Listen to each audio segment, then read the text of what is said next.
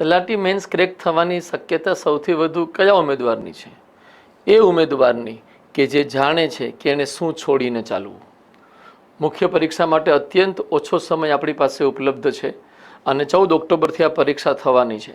આવી પરિસ્થિતિમાં આપણું ફોકસ એ વાત ઉપર કેન્દ્રિત હોવું જોઈએ કે ગુજરાતી, અંગ્રેજી અને જીએસ ત્રણેય પેપરમાં કમસે કમ 40% માર્ક્સ આપણે કઈ રીતના પ્રાપ્ત કરીએ.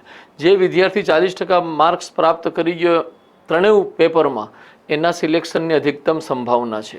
માટે ધ્યાન ગુજરાતી, ઇંગ્લિશ અને જીએસની અંતર્ગત એ રીતના તમે ડિસ્ટ્રીબ્યુટ કરો કે જેથી ત્રણેય વિષયમાં 40% માર્ક્સ આવી શકે. CCA ગ્રુપનું રિઝલ્ટ બતાવે છે કે જેટલા વિદ્યાર્થીઓ ત્રણેય વિષયમાં 40% માર્ક્સ લઈ આવ્યા એમાંથી મોટાભાગના તમામનું સિલેક્શન થઈ ગયું. સેમ આવી જ કંઈક કન્ડિશન તલાટી પરીક્ષા માટે પણ આવી શકે છે. અને તમામ વિદ્યાર્થી ભાઈ બહેનો જનરલ સ્ટડીઝને લઈને એ વાત ઉપર ફોકસ કરે કે જે વિષયો પ્રિલિમિનરીની અંતર્ગત તમે તૈયાર કર્યા હતા એ જ વિષયોથી 1, 2 અને 3 માર્કના પ્રશ્નો સૌથી વધારે પૂછાવાની શક્યતા છે.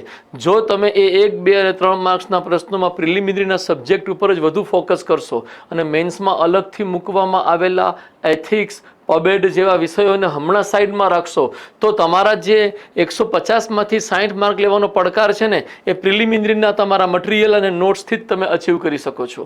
બીજી એક બાબત, સાંપ્રત પ્રવાહને પણ એમાં મહત્વ આપી શકો છો જે તમે પ્રિલિમિનરી માટે તૈયાર કરેલું છે. તો 1, 2, 3 માર્ક્સના ક્ષેત્રો ઉપર ધ્યાન આપી વન લાઇનર અથવા સીધા ફોકસ કરવાના જવાબ જ આપણે સૌથી વધુ કરી અને એમાંથી જો આપણે 60થી વધુ માર્ક્સ લાવી દઈએ છીએ તો ડેફિનેટલી સિલેક્ટ થઈ શકીએ છીએ.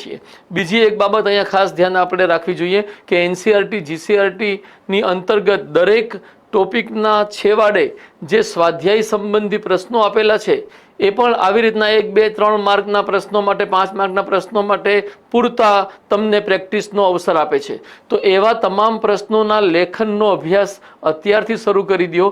જેટલું તમે સારું લખવાની કોશિશ ઘરે બેસીને પ્રેક્ટિસમાં કરશો એટલું તમારું પેપર બહેતર જવાની શક્યતા છે.